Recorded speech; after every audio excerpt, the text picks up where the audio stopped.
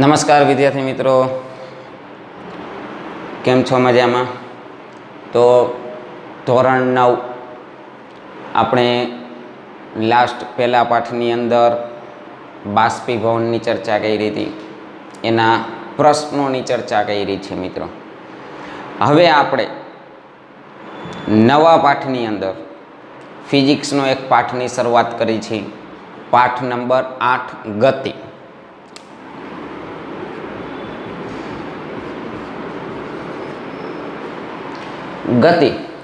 ગતિ કોને કહેવાય? બહુ જૂનો શબ્દ છે, જાણીતો શબ્દ છે. ઇંગ્લિશ શબ્દ એનો બહુ ઉપયોગ કરી છે આપણે. સ્પીડ. ગતિ એટલે કે સ્પીડ બે એક જ શબ્દો છે મિત્રો. ગુજરાતીમાં ગતિ કઈ છે, ઇંગ્લિશમાં સ્પીડ કઈ છે. તો ગતિ કોને કહેવાય? તો આપણે સામાન્ય વસ્તુ હોય, દોડી ગતિ કરી, હાલી ગતિ કરી, ગતિ ધીમી હોય, ગતિ વધુ હોય, આવા શબ્દો વપરાય છે મિત્રો. એકદમ વધુ સ્પીડ ગતિમાં હોય, ધીમે ધીમે હાલતા હોય.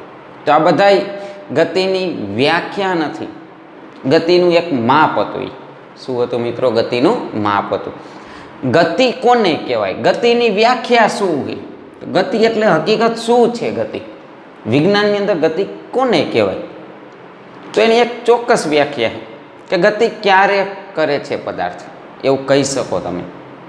તો ગતિનો એક નિયમ કે જ્યારે એક પદાર્થ બીજા પદાર્થની સાપેક્ષે, ખાસ ધ્યાન રાખજો મિત્રો વ્યાખ્યા ઉપર, એના શબ્દો ઉપર, જ્યારે એક પદાર્થ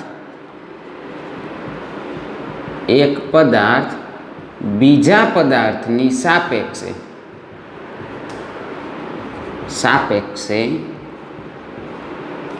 સમયની સાથે પોતાનું સ્થાન બદલતો હોય તો પદાર્થ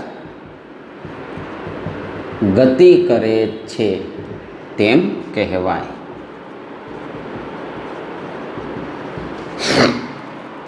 એક પદાર્થ બીજા પદાર્થની સાપેક્ષે, વ્યાખ્યાના શબ્દો ધ્યાન રાખજો. એક પદાર્થ, ગતિ કોને કહેવાય? ગતિ શું છે એ આપણે બધા જાણીએ છીએ.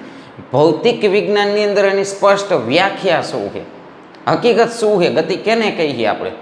ગતિનો ઉપયોગ કરી ગતિ વિશે જાણીએ છીએ, પણ ગતિની ચોક્કસ વ્યાખ્યા આપણે ક્યારેય જાણતા નથી. હકીકત ગતિ શું છે મિત્રો? તો જ્યારે એક પદાર્થ બીજા પદાર્થની સાપેક્ષે, એટલે કે એકની સાથે બીજાની સરખામણી કરવાની. સાપેક્ષે એટલે શું થાય? સરખામણી. જેમ કે આપણે કોઈ માપ ન હોય ત્યારે આપણે શબ્દ વાપરી, વજનમાં હલકું છે, ભારે છે. બે વસ્તુ તમને આપી હોય, તમને એમ કહે આમાંથી કઈ વસ્તુ ભારે અને કઈ વસ્તુ હલકી, તો તમે એ બે વસ્તુ ઉપાડશો અને નક્કી કરશો કે પહેલી વસ્તુ ભારે છે, બીજી વસ્તુ હલકી છે. ચોક્કસ માપ નથી ખબર, કેટલું વજન છે એ ખબર નથી, પણ ભારે અને હલકું આપને ખબર છે. શું કામ? તો એકની સાપેક્ષે આપણે બીજાની શું કરી? સરખામણી કરી. એકલી વસ્તુ હોય, હું એમ કહું કે માર્કર ભારે છે કે હલકી છે, તો એનો કાંઈ જવાબ છે? તો ના મિત્રો, એનો કાંઈ જવાબ નથી. કારણ કે મારે એની સાથે બીજી વસ્તુ વિચારવી પડશે કે બીજી વસ્તુ હું શું વિચારી શકું. તો મારા કરતાં માર્કર હલકી છે કે ભારે છે, તો મને જવાબ મળશે મારા કરતાં માર્કર કેવી છે? હલકી છે. મોબાઈલ કરતાં માર્કર કેવી છે? તો મોબાઈલ કરતાં માર્કર હલકી છે. હલકી અને ભારે એટલે કે બે વસ્તુની શું કરવી પડે? સરખામણી કરવી પડે. જ્યાં સુધી સરખામણી ન થાય ત્યાં સુધી તમે નક્કી કરી શકો નહીં. જેમ કે તમે તમારે વિચાર કરો, તમારા તમારા પપ્પાના બેયનો વજન, તમારો વજન કેટલો હોય એનો ચોક્કસ જવાબ આપશો તમે. પણ તમારો વજન હલકો છે કે ભારે છે, તો એ તો તમારા કરતાં નાના બાળકને હોય, તમારા પપ્પાને હોય, તો તમારા પપ્પાની સાપેક્ષે એમ કહેશે પપ્પાની સાપેક્ષે મારો વજન કેવો હોય? ઓછો હોય. શું કામ? તો પપ્પાનું વજન વધી ગયું. સાપેક્ષે સરખામણી કહી. નાના છોકરા એ સરખામણી કરો તો જ તમારો જવાબ બદલી જશે. નાના છોકરા કરતાં તમારો વજન ભારે છે, એટલે કે એકની સાપેક્ષે બીજાની. તો અહીં જ છે, સમયની સાથે બે પદાર્થ વચ્ચે ગણતરી કરવાની કે જો પહેલો પદાર્થ એટલે કે એક પદાર્થ બીજા પદાર્થની સાપેક્ષે સમયની સાથે પોતાનું સ્થાન બદલે. સમય બહુ અગત્યનો છે મિત્રો. અહીંયા સમયનો કાંટો સતત ચાલ્યા જ રાખશે, એ કોઈ માટે ઊભો નથી રહેતો. એ આપણે બધાને ખબર. આપણે બેસી જઈએ, સમય બેહતો નથી, એ હાલવાનો જ છે. ઘડિયાળનો સેલ થઈ જાય તો એવું નથી સમય ઊભો રહી જાય. ઘડિયાળ ઊભી રહીએ, સમય ઊભો રહેતો નથી. તો સમયની સાથે પોતાનું સ્થાન બદલવું જોઈએ. હું અહીંયા ઊભો રહું, મારી સરખામણી કોની સાથે કરું? બોર્ડ સાથે. બોર્ડ ઊભો છે, હું ઊભો, બે એકના એક સ્થાને, એકની સાપેક્ષે બીજાનું નક્કી કરું. તો પદાર્થ, બીજો પદાર્થ હું છું, પહેલો પદાર્થ કોણ છે? બોર્ડ. હવે હું આગળ હાલ્યો જાઉં તો જો સમય આગળ હાલ્યો જઈશે એમ બોર્ડથી હું ધીમે ધીમે દૂર જતો જઈશ. સમયની સાથે બીજો પદાર્થ, એટલે કે મેં શું કર્યું? સ્થાન બદલાયું. સ્થાન બદલ્યું તો મેં શું કર્યું? ગતિ કરી કહેવાય. કોની સાપેક્ષે? બોર્ડની સાપેક્ષે. એટલે કે જ્યારે પણ પહેલા પદાર્થની સાપેક્ષે બીજો પદાર્થ પોતાનું સ્થાન બદલાવે ત્યારે એને શું કર્યું કહેવાય? પદાર્થે ગતિ કરી કહેવાય. જેમ કે મિત્રો, તમે બસમાં બેઠા હોય, તમે બહાર જોઈ જો, ગાડીમાં બેઠા હોય, બહારે નજર નાખવાની, કાચની બહાર સાઈડમાં જોવાનું, તો ઘણી વખત એવો અચાનક આભાસ થાય કે બસ તો ઊભી છે, વૃક્ષો હાલે. શું કામ? તો બસ આપણી આગળ જતી હોય, વૃક્ષો ક્યાં જતા હોય? પાછળ જતા હોય. હકીકતમાં વૃક્ષો શું ગતિ કરે છે? તો ના, વૃક્ષો ગતિ નથી કરતા, ગતિ આપણે કરતા હોય છે. આપણે એવો આભાસ થાય, કારણ કે વૃક્ષની સાપેક્ષે તમે પોતાનું સ્થાન શું કરો? બદલાવો છો. એટલે આપણે એમ લાગે વૃક્ષ પાછળ જાય છે, આપણે તો બસમાં બેઠા છીએ, બસ તો અહીંયા જ છે. બસ ત્યાં નથી, બસ પોતાનું સ્થાન બદલાવે છે. એટલે કે બે બસ હારે હાલી જતી હોય તો આપણે એવું નહીં લાગે બે સ્થાન બદલાવે, કારણ કે બે બસ એક જ સરખી સ્પીડમાં એક જ સાથે હાલતી હોય. એ બસ ચાલુ છે એવો આભાસ તમને ક્યારે થશે? તો એવો આભાસ તમને ક્યારે થશે? તમે નીચે જોઈશો તો જમીન સતત બદલા રાખશે. આવા અનુભવ તમે ક્યારે લીધા હોય તો ઘણી બધી વખત અચાનક જો ઘટના મનની અંદર થાય તો આવી ઘટનાઓ જોવા મળે. કે ગાડીમાં આપણે બેઠા હોય, ઘણીવાર એવો આભાસ થાય આપને કે બાજુમાં બીજી ગાડી ધીમે ધીમે હાલતી હોય, તો આપને એવું લાગે કે આપણી ગાડી રિવર્સ હાલે. હકીકતમાં આપણી ગાડી હાલતી જ ન હોય, બાજુવાળો ગાડી આગળ લઈ જતો હોય અને આપણે એ ગાડીને જોઈ માત્ર એ ગાડી ઉપર જ નજર પડે તો જ્યાં મગજનો ખેલ છે એક પ્રકારનો. માત્ર એ ગાડી ઉપર જ નજર પડે તો આપણે એવો મગજ નક્કી કરશે કે આપણી ગાડી પાછળ હાલે છે, હકીકતમાં હાલતી નથી. શું હાલે? બાજુવાળી ગાડી આગળ જાય, એ આગળ જઈએ, આપણે પાછળ જઈએ, એવું આપણું મગજ નક્કી કરશે. પણ જ્યારે આપણે જમીનને જોઈ લઈએ તો આપણે નક્કી થઈ જાય કે જમીનની સાથે આપણી ગાડી સ્થિર ઊભી. આવો એક આભાસ ઘણી વાર થાય, ત્યારે આ ગતિની વ્યાખ્યા નક્કી થાય. ત્યારે એ સાપેક્ષ ખ્યાલ મગજની અંદર ચોક્કસપણે ફિટ બેસે, ત્યાં સુધી બેસે નહીં. તો આવા આભાસ તમને ઘણી બધી વખત થઈ છે. આવી ઘટના રહી અચાનક બને, કારણ કે મગજની અંદર તમે સ્થિર વસ્તુ લઈને બેઠા હોય ને તો એ ઘટના ક્યારેય બનતી નથી. તો ગતિને સમજવા માટે બીજી શેની જરૂર પડશે આપણે? તો મિત્રો, ગતિને સમજવા માટે બીજા થોડાક શબ્દો, ગતિની આપણે આ પાઠની અંદર ગણતરી કરવાની છે, ખાલી વાતો કરવાની છે નહીં. શું કરવાનું છે? સાથે ગતિની આપણે ગણતરી પણ કરવાની છે. તો ગતિની ગણતરી કરવા માટે ઘણા બધા ઉદાહરણ ગતિના આપણી પાસે હોય. તમે દોડતા હોય, તમે ક્રિકેટ રમતા હોય, તો ક્રિકેટ રમતા હોય તો બોલ જમીનની સાપેક્ષે જુઓ તો જમીન સ્થિર છે, બોલ ગતિ કરે. તો ઘણા બધા પદાર્થો ગતિ કરે છે, જેનો ગતિનો ઘણી વખત આપણે અનુભવ લઈ શકીએ છીએ, ઘણી વખત લઈ શકતા નથી. જેમ તમને કીધું, ગતિ કરતો હોય પણ આપણે અનુભવ લઈ શકતા હોય નહીં. ઉદાહરણ લઈ, પૃથ્વી પોતે ગતિ કરે છે? તો આ મિત્રો કરે છે. અમને બધાને ખબર છે, પૃથ્વી સૂર્યની આસપાસ પરિક્રમણ કરે છે, એક વર્ષે પોતાનો રાઉન્ડ પૂરો કરી લે. પૃથ્વી પોતાની ધરી ઉપર ફરે છે. કોઈ દી તમને આભાસ થયો પૃથ્વી પોતાની ધરી ઉપર ફરે છે? કારણ કે આપણે પૃથ્વી ઉપર છે, પૃથ્વીની ગતિ એકદમ ધીમી છે, એક દિવસમાં એક રાઉન્ડ પૂરો કરે છે. આપણે પૃથ્વી ઉપર છીએ એટલે આપણે કોઈ દિવસ એવો અનુભવ થતો નથી કે આપણે ગતિ કરી, કે પૃથ્વી ગતિ કરે એવો આપણે આભાસ થતો નથી, કારણ કે બહુ મોટી છે પૃથ્વી, ધીમી ગતિ છે, જેનો આપણે અનુભવ લઈ શકતા નથી મિત્રો. તો આવી ઘણી બધી ગતિઓ છે, ઘણી બધી ગતિઓના ઉદાહરણો છે. આપણે આ પાઠની અંદર ગતિ વિશે બહુ ઓછામાં ઓછી માહિતી લેવાની છે, એમ કહું તો કહેવાય. સહેલામાં સહેલી માહિતી આપણે પાઠની અંદર લેવાની છે મિત્રો. તો ગતિનો અભ્યાસ કરવા માટે શેની જરૂર પડશે? તો ગતિના અભ્યાસ માટે જેમાં લખ્યું હોય, પહેલો પદાર્થ બીજા પદાર્થની સાથે સમયની સાથે પોતાનું સ્થાન બદલાવે તો પદાર્થ શું કરે છે? ગતિ કરે છે. તો અહીંયા ગતિ માટે બે શબ્દોની જરૂર પડશે આપણે. કયા બે શબ્દો? તો પહેલો શબ્દ આવશે અંતર અને બીજો શબ્દ છે સ્થાનાંતર.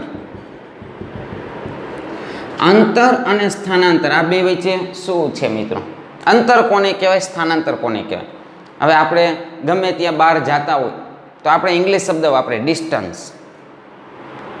રાજકોટ જતા હોય, બાઇક લઈને જતા હોય તો વચ્ચે કિલોમીટરના બોર્ડ આવે કે રાજકોટ હવે અહીંયાથી 60 કિલોમીટર છે, વળી પાછી ગાડી આગળ હાલી અહીંયાથી 25 કિલોમીટર છે, 40 કિલોમીટર. જે કાંઈ કિલોમીટરના બોર્ડ આપને બતાવવામાં આવે છે એ શું બતાવવામાં આવે છે મિત્રો? અંતર બતાવવામાં આવે છે. શું બતાવવામાં આવે છે? અંતર. અને સ્થાનાંતર, સ્થાનાંતર એટલે કે સ્થાન, બે સ્થાન વચ્ચેનું અંતર. બે શબ્દ વચ્ચે થોડોક તફાવત છે. અંતર, અંતર એટલે કે શું કહેવાય? અંતર કોને કહેવાય? તો અંતર એટલે શું? તો ગતિમાન પદાર્થ કોઈ પણ હોય, ગતિપથની લંબાઈ. અંતર એટલે શું થશે? ગતિપથની લંબાઈ. ગતિપથ, રસ્તાની લંબાઈ કેટલી છે એ રસ્તાની લંબાઈ રહી એને શું કહેવાય? અંતર કહેવાશે. જ્યારે સ્થાનાંતર એટલે શું છે મિત્રો? તો સ્થાનાંતર એટલે કે બે સ્થાન વચ્ચેનું ન્યૂનતમ અંતર. શબ્દ ખાસ ધ્યાન રાખજો, બે વચ્ચે એટલો જ તફાવત છે. બે સ્થાન વચ્ચેનું ગતિપથની લંબાઈ. એક ઉદાહરણ લઈએ એટલે તમને વધારે ખ્યાલ આવશે. અંતર અને સ્થાનાંતર વચ્ચે શબ્દનો તફાવત શું છે? બહુ અગત્યનો તફાવત છે, બહુ કામનો છે. દાખલા તરીકે આપણે મોરબી છે, મોરબીથી આપણે ક્યાં જવું છે મિત્રો? હવે રાજકોટ જવું છે. મોરબીથી રાજકોટ આ જગ્યા ઉપર છે. મોરબીથી ક્યાં જવું છે મિત્રો? રાજકોટ જવું છે. રાજકોટ અહીંયા છે એવું માની લઈ. ગૂગલ મેપ ખોલશો એટલે ખબર પડી જશે. હવે મોરબીથી રાજકોટ જવા માટે ગૂગલ મેપમાં આપણે રસ્તો જોઈશું તો આમ વાંકા ચૂકો હાલતું હશે, ક્યાંક નદી આવશે, ક્યાંક નાળ આવશે, ક્યાંક આમ થશે, વળી પાછા અહીંયા રાજકોટ પહોંચાડશે. ગૂગલ મેપ સરસ મજાનો બ્લુ કલરનો રસ્તો બતાવશે કે આ રસ્તે તમારે હાલવાનું છે, જેથી કરીને તમે ક્યાં પહોંચી જઈશો? રાજકોટ પહોંચી જઈશો. વળાંક, રાકા ચૂકો રસ્તો હોય તો આ આપણો રસ્તો હોય, હાઈવે, જે રસ્તા ઉપર આપણી ગાડી ચાલવાની છે. ક્યાંક વળાંક આવે છે, ક્યાંક પાછા વળી, ક્યાંક સીધા હાલીને વળી પાછા નીચે જાય. એ રસ્તો જે રહ્યો એ આપને શું બતાવશે મિત્રો? અંતર બતાવશે. શું બતાવશે? અંતર. આ રસ્તા ઉપર કિલોમીટરના બોર્ડ આવશે કે અહીંયાથી રાજકોટ 60 કિલોમીટર, અહીંથી 40 કિલોમીટર, 25 કિલોમીટર. હવે રાજકોટ પહોંચી ગયા 0 કિલોમીટર. આને કહેવાય અંતર, જે રસ્તા ઉપર આપણે ચાલવાનું છે. સ્થાનાંતર કેને કહેવાશે? તો સ્થાનાંતર એટલે શું? તો બે સ્થાન વચ્ચેનું ન્યૂનતમ અંતર. મોરબી અને રાજકોટ વચ્ચેનું કેવું અંતર? ન્યૂનતમ એટલે ઓછામાં ઓછું. આનું કાંઈ કામ નથી, ડાયરેક્ટ જ અંતર ગોતવાનું. કેવું ગોતવાનું મિત્રો? ડાયરેક્ટ જ. જો ડાયરેક્ટ તમે મોરબીથી રાજકોટનું અંતર હકીકત વિચારો તો કેટલું છે? તો ગૂગલ મેપની અંદર સીધો લીટો કરવાનો તો કેટલું બતાવશે? તો આ માપ રહ્યું સીધું માપે. આ રસ્તો રહ્યો કેવો છે? આપણો વળાંક છે, જે રસ્તા ઉપર આપણે ચાલીએ છીએ, વચમાં નદી નાળા બધું આવે. હવે કદાચ તમે પ્લેન લઈને કે હેલિકોપ્ટર લઈને જાઓ તો તમને આ કાંઈ રસ્તોની જરૂર પડતી નથી, તમે સીધા જશો. તો હવે વિચારો, આ બે રસ્તામાં કાંઈ ફેર પડશે? તો દેખીતી વસ્તુ હોય, મોરબીથી સીધું રાજકોટની જો લીટી કહી રહ્યું કે સીધું આપણો રસ્તો હોય તો આપણે પહોંચતા વાર લાગશે નહીં, અંતર શું થશે? ઘટી જશે. અને રોડ હાલશું તો અંતર શું થશે? વધી જશે. તો સ્થાનાંતર એટલે કે બે સ્થાન વચ્ચેનું અંતર ગણવાનું. વચ્ચેનો રસ્તો ફિક્સ નથી, વળાંક કે વાંકા ચૂકું કાંઈ લેવાનું છે નહીં. એ ઘટનાને શું કહેવાશે મિત્રો? સ્થાનાંતર. કે તમે જે બે સ્થાનની ચર્ચા કરો એ બે સ્થાન વચ્ચેનું અંતર કેટલું છે એ જ ગણવાનું, બીજું એકે ગણવાનું નથી મિત્રો. અંતર એટલે શું? ગતિપથ. તમે ક્યાં રસ્તે હાલો હો એ બધાય રસ્તાની શું કરતું જવાનું? ગણતરી કરવાની. જેમ કે તમે રોડ હાલો તો 60 કિલોમીટર તમારે થશે. તમે રાજકોટ હેલિકોપ્ટર લઈને જવું હોય તો સીધા હાલશો, એમાં નદી કે કાંઈ નડશે નહીં, વચ્ચે ડેમ આવશે, ડેમ ઉપરથી હાલશે હેલિકોપ્ટર તો સીધા જવું 50 કિલોમીટર થઈ. ન્યૂનતમ અંતર, ઓછામાં ઓછું અંતર થયું, એ શું થયું? આપણું સ્થાનાંતર થયું. તો સ્થાનાંતર એટલે બે સ્થાન વચ્ચેનું અંતર. શું થશે? સ્થાનાંતર એટલે બે સ્થાન વચ્ચેનું અંતર. એ બે સ્થાન તમારે નક્કી કરવાનું હોય. આપણા ઉદાહરણની અંદર, આપણા દાખલાની અંદર તમને બે સ્થાન આપશે. એ બે સ્થાન વચ્ચેનું અંતર એટલે શું થશે? સ્થાનાંતર. કોઈ પણ સ્થાને પહોંચવા માટે લીધેલો રસ્તો, ગતિપથની લંબાઈ. ગતિપથ એટલે તમે ક્યાં માર્ગે ગતિ કરો, એ માર્ગની લંબાઈ ટોટલ ગણવાની. એ તમારું શું થશે? અંતર. આપણે રાજકોટ જવા માટે બાય રોડ જઈએ તો રોડ હાલશો તો આપણી ગાડી આ રસ્તે હાલશે, અને આ રસ્તે જો આપણી ગાડી હાલશે તો આપણે કેટલું અંતર કાપશું? 60 કિલોમીટર. કદાચ તમે હેલિકોપ્ટરમાં જાઓ તો હેલિકોપ્ટર સીધું હાલે છે તો કેટલું અંતરથી? 50 કિલોમીટર. તો આ બે સ્થાન વચ્ચેનું ન્યૂનતમ અંતર એટલે સ્થાનાંતર. તમે સ્થાનાંતર કેટલું કર્યું? તો મેં સ્થાનાંતર 50 કિલોમીટર કર્યું. એક સ્થાનથી હું બીજા સ્થાન સુધી ગયો છું. બીજું ઉદાહરણ લેજે કે હવે આપણે ઘરનું ઉદાહરણ વિચારીએ કે સ્કૂલનું ઉદાહરણ વિચારીએ કે બીજું કોઈ પણ એક ઉદાહરણ લઈ શકાય કે સ્થાનાંતર થાય ત્યારે શું થાય. તો સ્થાનાંતર અને અંતર, દાખલા તરીકે આપણે ઘરે હોય, આપણા ઘરથી અહીંયા છે આપણા મિત્રનું ઘર, અને પછી આ જગ્યાએ છે આપણી સ્કૂલ. મિત્રના ઘરેથી સ્કૂલે જાય આપણે તો જોઈ જાઓ, હવે ઘરેથી તમે જાઓ છો મિત્રની ઘરે, મિત્રના ઘરેથી તમે ક્યાં ગયા? સ્કૂલે ગયા. હવે આપણે એમ પૂછે કે તમે સ્થાનાંતર કેટલું કર્યું? હવે આપણે ઘરેથી એમ કીધું કે હું સ્કૂલે જાઉં, તો ઘરથી શું વિચારશે? છોકરો ક્યાં ગયો છે? તો સ્કૂલે ગયો છે. સ્કૂલે ગયો. હવે ઘરે શું વિચારશે? કેટલું અંતર એને કાપ્યું? તો ઘરથી સ્કૂલ દાખલા તરીકે 2 કિલોમીટર છે, તો તમે 2 કિલોમીટર આગા છો ઘરથી, આવું વિચારશે. પણ તમે શું હકીકતમાં 2 કિલોમીટર જ અંતર કાપ્યું છે? તો ના, તમે અંતર કાંઈક અલગ કાપ્યું છે. કેટલું? તો પહેલાં તમે 2 કિલોમીટર મિત્રના ઘરે ગયા, અને ત્યાંથી પાછી 1 કિલોમીટર સ્કૂલ છે, ત્યાંથી તમે સ્કૂલે ગયા. ઘરેથી મિત્રનું ઘર, મિત્રનું ઘરથી સ્કૂલ. છેલ્લું સ્થાન શું આવ્યું આપણું? સ્કૂલ આવ્યું. તમે રસ્તો શું કર્યો? બદલાવ્યો. તો જો અંતર શું થયું? વધી ગયું. તમે સાયકલ હાંકી, કેટલી સાયકલ હાંકી? તો 2 કિલોમીટર વત્તા 1 કિલોમીટર, 3 કિલોમીટર સાયકલ હાંકી. હકીકતમાં ઘરથી સ્કૂલ કેટલું હોય? 2 જ કિલોમીટર. તો તમે જે અંતર કાપ્યું ને 3 કિલોમીટર એ તમારું અંતર થયું. તમે સાયકલ લઈને હાલ્યા એ. હકીકતમાં તમારું સ્થાનાંતર શું થયું? 2 કિલોમીટર. સ્કૂલેથી તમે પાછા ઘરે આવતા રહીએ તો શું થાય? તો તમારું પહેલું સ્થાન શું હતું? ઘર હતું. છેલ્લું સ્થાન શું હોય તમારું? ઘર છે. કેટલું અંતર કાપ્યું? 0. કેટલું સ્થાનાંતર? કેટલું સ્થાનાંતર કર્યું? તો સ્થાનાંતર 0. કારણ કે બે સ્થાન વચ્ચેનું ન્યૂનતમ અંતર. તો ઘરે હતા ને પાછા ઘરે આવી ગયા તો બે સ્થાન વચ્ચે અંતર શું? ઘરનું ઘર જ રહ્યું. તો તમે સ્થાનાંતર કર્યું નથી. તમે અંતર કાપ્યું તો હા અંતર કાપ્યું. કેટલું? તો હું ઘરેથી સ્કૂલે ગયો, તો ઘરેથી સ્કૂલે ગયો ત્યારે 3 કિલોમીટર, સ્કૂલેથી સીધો ઘરે આવ્યો 2 કિલોમીટર. ટોટલ તમે અંતર કેટલું કાપ્યું? 5 કિલોમીટર. એટલે કે તમે જે હાલો છો એ રસ્તાની લંબાઈ ગણી લેવાની, એને શું કહેવાય? અંતર કહેવાય. જ્યારે સ્થાનાંતર શું થયું? પાછા ઘરે આવ્યા 0. એટલે કે જો રાઉન્ડ ફરતા હોય તમે તો તમારું સ્થાનાંતર ક્યારેય થતું નથી મિત્રો. તો અંતર અને સ્થાનાંતર બે શબ્દ વચ્ચે થોડોક અમથો તફાવત છે. અહીંયા એ તફાવત વિશેનું હજી એક ઉદાહરણ 4 માર્કનો પ્રશ્ન ઘણીવાર પૂછી લઈએ. આપણે એ પ્રશ્નની ચર્ચા કરશું કે અંતર અને સ્થાનાંતર વચ્ચે ભેદ શું છે?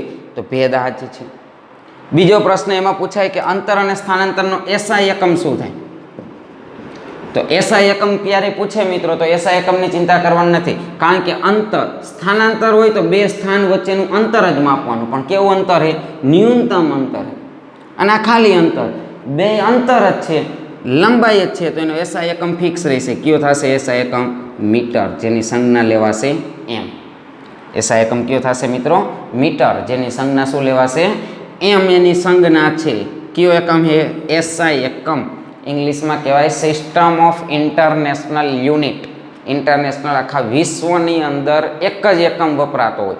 એટલે કે પાઠ્યપુસ્તકની અંદર વિજ્ઞાન જો તમે અભ્યાસ કરતા હોય તો વિજ્ઞાન આખા વિશ્વમાં એક સરખું અભ્યાસમાં આવવું જોઈએ. કારણ કે વિજ્ઞાન ભારત માટે અલગ હોય ને પાકિસ્તાન માટે નોખું ન હોય. વિજ્ઞાન ભારત અને પાકિસ્તાનમાં એક જ સરખું લાગુ પડે. એ કાંઈ બદલી જતું નથી વિજ્ઞાન. વિજ્ઞાન બદલતું નથી તો દરેક દેશની, દરેક ભાષાના, દરેક દેશના પોતાના અલગ નિયમ, અને અલગ નિયમના કારણે એના સ્થાનિક શબ્દોનો ઉપયોગ થતો હોય. કેવા શબ્દોનો? સ્થાનિક શબ્દોનો. હવે સ્થાનિક શબ્દોનો ઉપયોગ ઘટાડવા માટે શું નક્કી કર્યું છે કે આખા વિશ્વની અંદર જો વિજ્ઞાન એક સરખું ભણાતું હોય તો પછી તમે વિદેશમાં અભ્યાસ માટે જાઓ તો તકલીફ પડે નહીં. એટલા માટે એક ઇન્ટરનેશનલ યુનિટ બનાવ્યો હોય, આખા વિશ્વની અંદર એ યુનિટને માન્ય રાખવાનો. પછી તમારે એમાં એકમમાં ફેરફાર કરવો હોય તો એની સાથે ફેરફાર કરવાનો, પણ એ એકમ તો એક વખત અભ્યાસની અંદર લેવો જ પડે. એટલે કે એસઆઈ એકમ તરીકે ઓળખવામાં આવે. આખા વિશ્વની અંદર એસઆઈ એકમ કયો ગણાશે? મીટર. અંતર શેમાં મપાય? મીટરમાં મપાય. પછી તમારી જરૂરિયાત પ્રમાણે એને જુદા જુદા એકમમાં ટ્રાન્સલેટ કરો. તમારે જાજુ અંતરે કિલોમીટર આપ્યું હોય, નાનું અંતરે સેન્ટીમીટર આપ્યું હોય, તમને એને એકમને ટ્રાન્સફર કરો. તમે આપણા સામાન્ય શબ્દ હોય, બહુ જૂનો શબ્દ છે, અત્યારે કોઈ નથી વાપરતો. આપણે અંતર માપવું હોય તો આપણા તમારા દાદાને દાદીને પૂછજો, ઘરની અંદર હોય તો એ પહેલાં અંતર હાલીને ક્યાંય જતા હોય કે બળદગાડામાં ક્યાંય જતા હોય તો એ અંતર કેવી રીતના માપતા, તો એની અંતર બોલવાની સિસ્ટમ આખી અલગ હતી. એમ કે અહીંયાથી આ ગામ કે પાડોશીનું ગામ કેટલું દૂર રહે તો એ 2 કિલોમીટર નહીં કે 3 ગૌ દૂર, 4 ગૌ, 5 ગૌ, મને ભૂલાઈ ગયો હવે તો એ કેટલું થાય 3 ગૌ એટલે લગભગ 1 ગૌની અંદર 3 કિલોમીટર આવે. 2 ગામ વચ્ચેનું ડિસ્ટન્સ ઉપરથી લોકો નક્કી કરતા. એટલે કે એક પ્રાદેશિક શબ્દ હતો આપણો. કેવો શબ્દ હતો? પ્રાદેશિક. જે આપણા વિસ્તારમાં જે શબ્દને ઓળખે, બીજા કોઈ શબ્દને ઓળખતા હોય નહીં. એક ગૌ એટલે કે નક્કી કરે કે જેમ કે જમીન માપણી કરતા હોય તો એ આપણા વિસ્તારના શબ્દો આપણા અલગ હોય. જમીન માપણી કરતા હોય તો આપણે જમીનની મોટા ભાગે આપણે કયો શબ્દ વાપરીએ? કેટલા વીઘા જમીન? 5 વીઘા હે, 3 વીઘા હે. હવે વીઘા રહ્યો ને આપણો પોતાનો પ્રશ્ન હોય, આપણો પોતાનો શબ્દ છે, આપણું પોતાનું માપન છે. વીઘામાં કોઈને બીજાને ખબર પડતી નથી. હકીકતમાં એનું માપ શેમાં હોય? તો હકીકતમાં એનું માપ હોય સ્ક્વેર મીટરમાં. કેટલી જમીન છે, એનું ક્ષેત્રફળ કેટલું હોય તો આપણે એમ કે 1 વીઘો ક્ષેત્રફળ. હકીકતમાં એનું માપન શેમાં થાય? સ્ક્વેર મીટર, ચોરસ મીટરમાં. એ જ રીતના જુદા જુદા એકમ. હજી એક એકમ યાદ દેવો, આપણે વજન માપી, ઘઉં ભરવા જાય, યાર્ડમાં ઘઉં લેવા જાય તો ઘઉં આપણે શું કહીએ? 1 મણ ઘઉં આપી દે. 1 મણ એટલે શું થાય? આપણા વિસ્તારનો જ શબ્દ છે ગુજરાતની અંદર. ગુજરાત બહાર તમે 1 મણ ઘઉં મારે જોઈ છે એવું કહ્યું એટલે સામેવાળો ટકો ખંજોરશે અને તમને કહીશે હે હે એમ જ કહી રાખશે, ઘઉં દઈશે નહીં. એને તમે એમ કહીશો 20 કિલોગ્રામ ઘઉં દે તો તરત મનશે જોખવા, લાવ દઈ દો 20 કિલોગ્રામ. 1 મણ કહીશો તો એને ખબર પડશે નહીં, કારણ કે 1 મણ આપણો પ્રાદેશિક શબ્દ, 20 કિલોગ્રામ ઇન્ટરનેશનલ શબ્દ હોય. આખા વિશ્વની અંદર કિલોગ્રામ શબ્દ વાપરો તમે, ખબર પડી જાય બધાને. તો અહીંયા પણ એક ઇન્ટરનેશનલ યુનિટ છે. અંતર અથવા તો સ્થાનાંતર. સ્થાનાંતર એક પ્રકારનું અંતર જ છે પણ માપવાની પદ્ધતિ અલગ છે. બંનેના એકમ કેવા ગણાશે? એક જ સરખા હશે. બંનેનો એસા એકમ શું થશે? મીટર જ થશે, બીજો એક થશે નહીં મિત્રો. તો મીટર એકમ યાદ રાખજો. અંતર અને સ્થાનાંતર વચ્ચેનો ભેદ આપણે નેક્સ્ટ લેક્ચરની અંદર ચર્ચા કરશું. બે વચ્ચે તફાવત શું છે, કેટલો તફાવત આપને મળી શકે એનું ઉદાહરણ દ્વારા સમજાવવાનું હશે, જે આપણો 4 માર્કનો પ્રશ્ન હોય છે મિત્રો. એની આપણે નેક્સ્ટની અંદર ચર્ચા લઈ લઈશું. તો આજે બસ આટલું જ. વ્યવસ્થિત વાંચો, તૈયારી કરો, સમજીને વાંચો. ઘણી બધી પ્રવૃત્તિ આપેલી હશે તમને અહીંયા. વાંચશો એટલે સમજાશે, રીડિંગ નહીં કરો તો સમજાશે નહીં. એટલે કે શબ્દોની જરૂરિયાત છે, તમારે શબ્દોને સમજવાની જરૂરિયાત છે. ધોરણ 9ની અંદર એ પૂરી કરવાની છે. આખી 9ની કે આખી ચોપડી એટલી 300 પેજની પાકી ન થાય, એને સમજીને તૈયાર કરવાનું છે. જેટલું આપણે વધુને વધુ સમજશું એટલું આપણે વધુને વધુ આવડશે. એટલે કે અહીંયા જે કાંઈ ઉદાહરણ હું તમને આપતો જઈશ એ તમારા આપણા આસપાસના ઉદાહરણ, આપણા રોજિંદા જીવનમાં જોડાયેલા ઉદાહરણનો વધુને વધુ ઉપયોગ કરીશ શક્ય બને ત્યાં સુધી, જેથી કરીને રોજિંદા જીવનની અંદર બનતી ઘટનાઓની અંદર ક્યાં વિજ્ઞાન શું છુપાયેલું છે, એમાં વિજ્ઞાનની કઈ ઘટના છે મિત્રો, એ ઘટનાને જો તમારું મગજ કાયમી માટે જોશે તો તમને આવડી જશે. ઝડપથી આપણી તૈયારી થઈ જશે. તો વાંચવાનું ચાલુ કરી દેજો. ધીમે ધીમે રોજ થોડું થોડું વાંચન કરતા રહેવાનું છે. તો આજે બસ આટલું જ. Thank you.